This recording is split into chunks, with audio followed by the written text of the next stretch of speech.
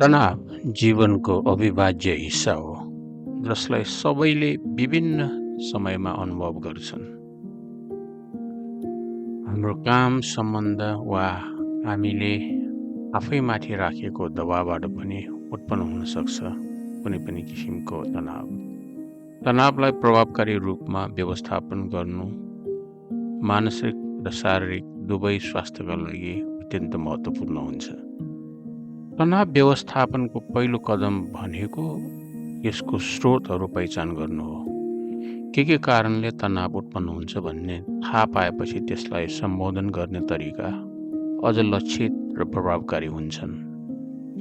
स्रोतहरू पहिचान भएपछि सामना गर्ने उपायहरू विकास गर्नु आवश्यक हुन्छ। व्यायाम जस्ता शारीरिक क्रियाकलापहरूले एन्डोर्फिन मुक्त गराएर मनोभाव सुधार गर्न मद्दत गर्छ। ध्यान, योगा, गहिरो सास फेर्ने अभ्यास जस्ता विधिहरूले मनलाई शान्त पार्न र चिन्ता कम गर्न सहयोग पुर्याउँछन्।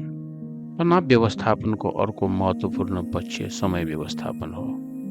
कामहरू व्यवस्थित गर्नु र यथार्थपरक लक्ष्यहरू बनाउनु, यसलाई ओभरवेल्म भनिन्छ, हुने भावनाबाट जोगिन मद्दत गर्छ।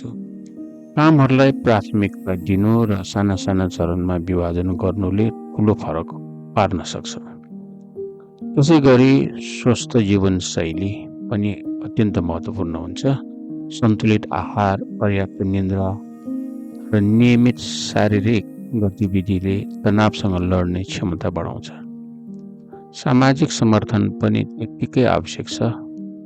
मित्र, परिवार वा कुनै पेसावरसँग कुरा गर्दा नयाँ दृष्टिकोण र भावनात्मक राहत मिल्न सक्छ। अन्ततः खुसी र शान्ति दिने गतिविधिहरूका लागि समय निकाल्नु आवश्यक हुन्छ या त अनिवार्य हुन्छ।